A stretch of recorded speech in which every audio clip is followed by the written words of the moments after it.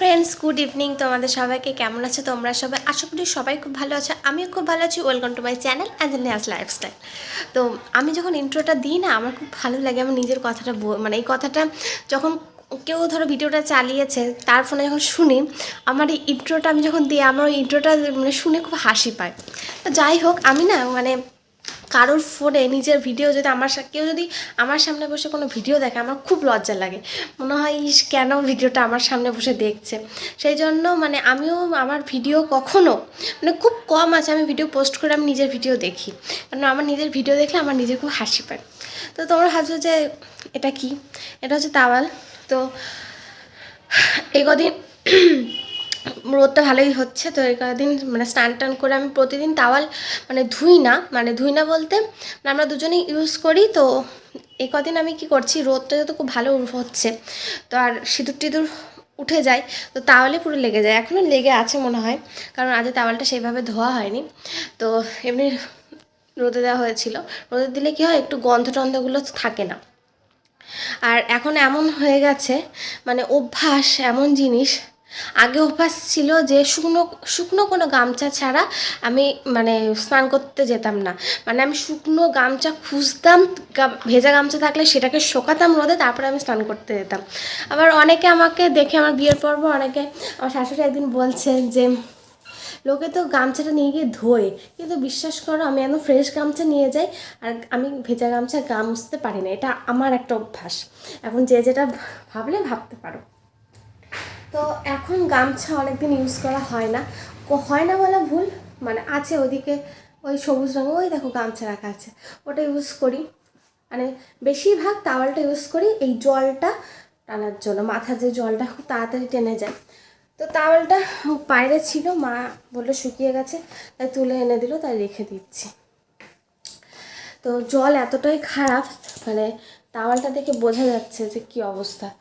বাইরে এখনও সন্ধ্যা হয়নি, একটু একটু বেলা আছে, কারণ দিন দিন বেলাটা বড় হচ্ছে। আর মাধ্যমিক পরীক্ষা চলছে, প্রশ্নপত্র মানে যতটা শুনছি বেশ, আমার মা যেহেতু টিউশন পড়ায় তোমরা অনেকেই জানো, তো মা বলছিল যে কমন সবই, মায়ের স্টুডেন্টরা সবই কমন পেয়েছে।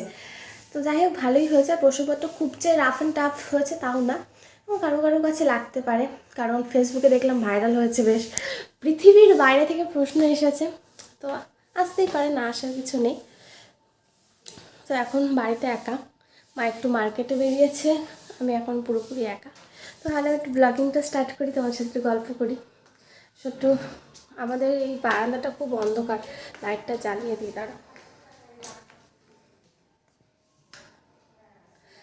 আমাদের এই বারান্দাটা খুব অন্ধকার। তো সন্ধ্যা হয়ে গেছে, মা বাড়িতে নেই। মা বললো যে লাইটগুলো জ্বালিয়ে রেখে রেখে দাও, আমি সন্ধ্যা দিয়ে দেবো বাড়ি এসে। তো যেহেতু তিনি বলে গেছে, দেবও না আমি। আর আমার একটু কী বলো তো, আমি যখন কোনো কাজ করি সেই কাজে কেউ বাধা দিলে আমার খুব রাগ হয়।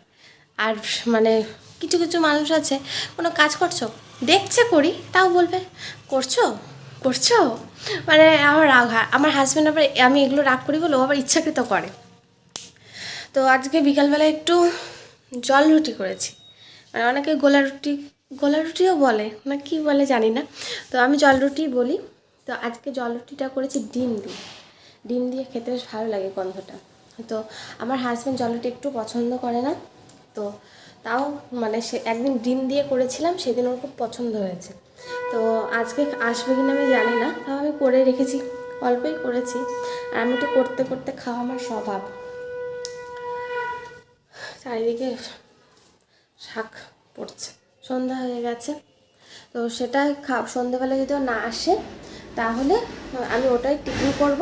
আর সন্ধ্যেবেলায় করতে দেরি হয়ে যাবে বলে বিকালে করে রেখেছি। আর যদি ও কিছু নিয়ে আসে আসার সময়, তাহলে দেখা যাবে সেটা। তো আমার তো প্রতি মাসে 2 কেজি করে ওয়েট বাড়ছে। আগের মাসে তো 2 কেজি ওয়েট মানে এক মাসে বেড়ে গিয়েছে। এই মাসে আমি এখনও ওয়েট চেক করিনি, বাড়িতেও করিনি। খুব ভয় লাগছে যে ওয়েট বাড়ছে। জানি না আমি এই ওয়েট কীভাবে কমাবো, দেখা যাক। সন্ধ্যাবেলার টিফিন চা আর জল রুটি। তো দেখো, তোমাদের বলেছিলাম মা একটু মার্কেটে গেছে, কিছু দরকারি জিনিসপত্র ছিল সেগুলো এনেছে, আর এই দুটো শ্রীমদ্ ভগবদ্গীতা এনেছে। তো আমরা অনেকেই জানি যে যাত্রাপথে তোমার সঙ্গে গীতা থাকলে অনেক মানে মানে ভালো। যাত্রাপথে তুমি কোথাও বেরোচ্ছ, সঙ্গে গীতা নিয়ে বেরোলে নাকি ভালো, অনেক বাধা বিপত্তি কেটে যায়। তো এনেছে, তো আমার ঘরে রেখেছে। মা বললো যে কোনটা মানে আমার হাজব্যান্ড নেবে, সেই তারপরে বাবা একটা নেবে, মানে ছেলের জন্য একটা এনেছে আর বাবার জন্য একটা এনেছে। তো এই দুটো এনেছে, একটা ছোট একটা বড়। কিন্তু আমার মনে হয় না আমার হাজব্যান্ড ওর কাছে রাখবে দুটোর মধ্যে একটাও, কারণ ক্যারি করতে একটু অসুবিধা হয়, কারণ সঙ্গে যেহেতু ব্যাগ নেয় না, জানি না রাখবে কি রাখবে না। তো রাখা ভালো। তোমরা কে কে রাখো অবশ্যই কমেন্টে জানিও তো আমাকে, ঠিক আছে?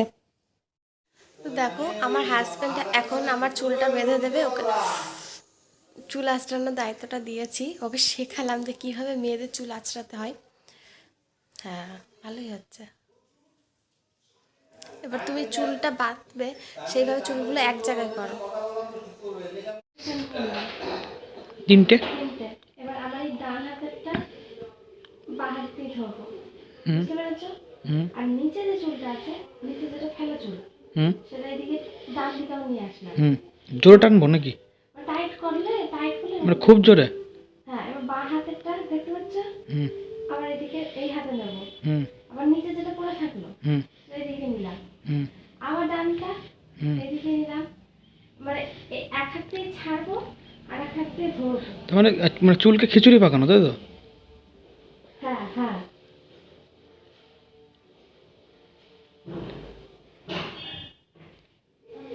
আমি একবার টানবো জোরে করে। তুমি পারবে? তোমাকে আজকে বিরিয়ানি করা শিখিয়ে দিলাম, আজকে তুমি হাতে করবে। আমাকে কেউ হাতে ধরে শেখায়নি, আমি একা একাই শিখেছি। আর ঠিক আছে, আমার অসুবিধা নেই, আমার হাতে থাকবে তো চুলগুলো।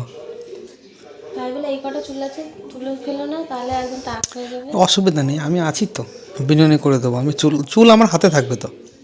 তুমি যতবারই চুল হাতে জট পাকিয়ে ছাড়ো, আজকে একটু শিখিয়ে দিয়েছি বলে আজকে ঠিকঠাক সেটা করো। তো বলছি, চুলগুলো আমার হাতে থাকবে, কোনো অসুবিধা নেই।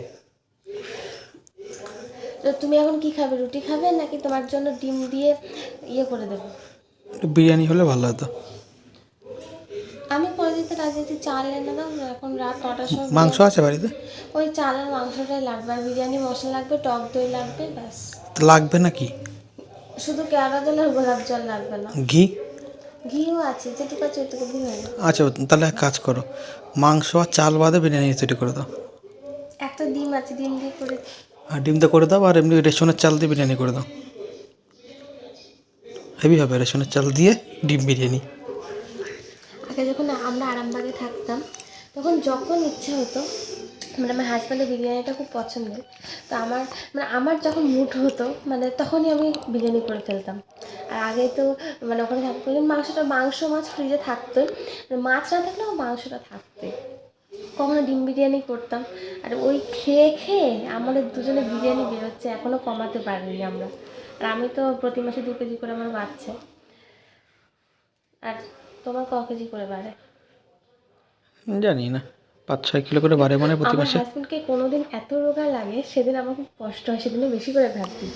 আর কোনোদিন আমার এত মোটা লাগে, আমি তখন মনে হয় কেন আমি বেশি ভাত দিলাম। যেদিন রোগা লাগে বেশি করে ভাত দাও, তো ওই ভাতটা খেয়ে পরের দিন আবার মোটা লাগে, মানে মোটা হয়ে যায় আমি। যাই হোক, নিয়ে আসো তো খাবার। রাতে ডিনার হচ্ছে রুটি আর বেগুন ভাজা মনে হয়, তো ওটাই খাবো এখন। তো আজকে ব্লগটা এখানেই শেষ করছি, রাতে ডিনার আর দেখালাম না, ভুলেই দিলাম। তো তোমরা সবাই ভালো থেকো, সুস্থ থেকো, আর আমাদের অনেক অনেক ভালোবাসা দিও। আর আমাদের যে আসছে আমাদের পুজোসোনা, তাকে প্রচুর প্রচুর ভালোবাসা দিও, সে যেন সুস্থ সবলভাবে পৃথিবীতে আসতে পারে। আর ব্লগ এখানেই, সবাই ভালো থেকো।